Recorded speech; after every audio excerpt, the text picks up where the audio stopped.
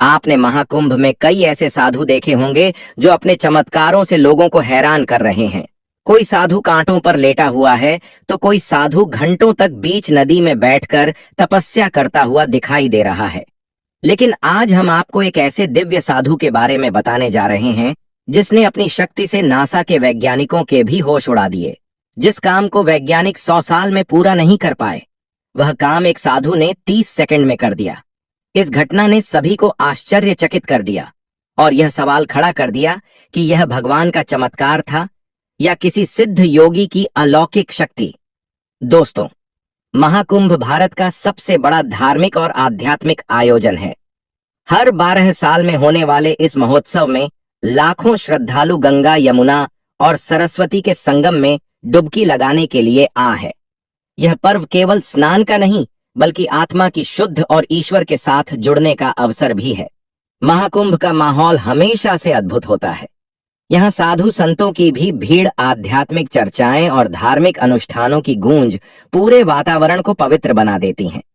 लेकिन इस बार महाकुंभ में जो हुआ, उसने हर किसी को हैरान कर दिया। दरअसल यह घटना महाकुंभ के तीसरे दिन की है। सूरज की किरणें संगम के पवित्र जल पर चमक रही थीं। हजारों श्रद्धालु गंगा स्नान के लिए इकट्ठा हुए थे। तभी एक साधु अचानक मुख्य घाट की ओर आते हुए दिखाई दिए।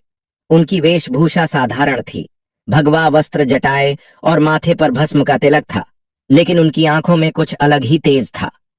लोगों ने सोचा कि यह कोई और साधु होगा जो अपने तप और योग के प्रदर्शन के लिए आया है, लेकिन किसी को यह नहीं पता था कि कुछ ही क्षणों में वह साधु ऐसा कुछ करेंगे जो सबकी कल्पना से परे था। जैसे ही साधु संगम के पास पहुंचे, उन्होंने ध्यान मुद्रा में बैठकर कुछ मंत्रों का उच्चारण किया। चारों ओर एक अजीब सी शांति छा गई।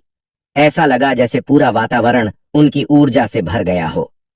कुछ मिनटों के बाद साधु ने अपनी आंखें खोलीं और अपने दोनों हाथ ऊपर उठाए, और फिर कुछ ऐसा हुआ जिसे देखकर हर कोई हैरान रह गया। साधु धीरे धीरे हवा में उठने लगा। वह साधु जमीन से करीब 10 से 15 फीट ऊपर उठ गए। चारों ओर भीड़ में हलचल मच गई। लोग अपनी आंखों पर विश्वास नहीं कर पा रहे थे। किसी ने इसे चमत्कार कहा तो किसी ने इसे योग की सिद्ध। इस घटना को देखकर हर कोई हैरान था। किसी ने अपने फोन से वीडियो बनाना शुरू कर दिया तो कुछ लोग साधु को नमन करने लगे। एक श्रद्धालु जो उत्तराखंड से आए थे, उन्होंने कहा, यह मेरे जीवन का सबसे अद्भुत अनुभव था। मैंने कभी नहीं सोचा था कि मैं अपनी आंखों से ऐसा कुछ देखूंगा। यह भगवान शिव का आशीर्वाद है। हिंदू धर्म में योग और ध्यान को एक शक्तिशाली साधन माना जाता है। प्राचीन ग्रंथों में कहा गया है कि जो साधु अपनी साधना में पूर्णता प्राप्त करते हैं, वे अलौकिक शक्तियों के धनी हो जाते हैं। इसे अष्ट सिद्ध और नवनिधि कहा जाता है। कुछ विद्वानों ने इस घटना को भगवान शिव के आशीर्वाद से जोड़ा। शिव, जिन्हें योग के देवता माना जाता है, हमेशा अपने भक्तों की साधना को मान्यता देते हैं। यह घटना इस बात का प्रमाण है कि वह साधु अपनी साधना में कितने सिद्ध थे।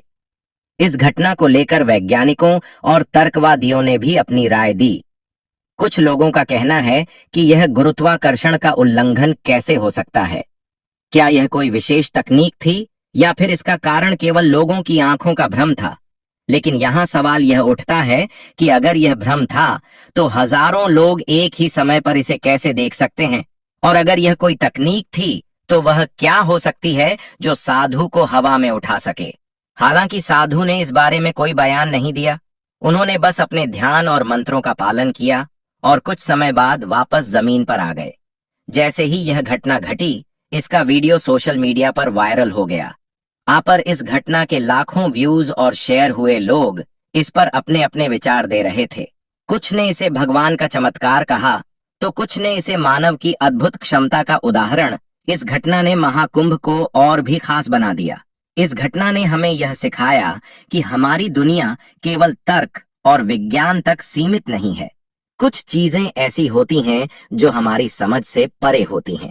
यह घटना एक उदाहरण है कि साधना और तपस्या से इंसान वे हासिल कर सकता है जो असंभव लगता है।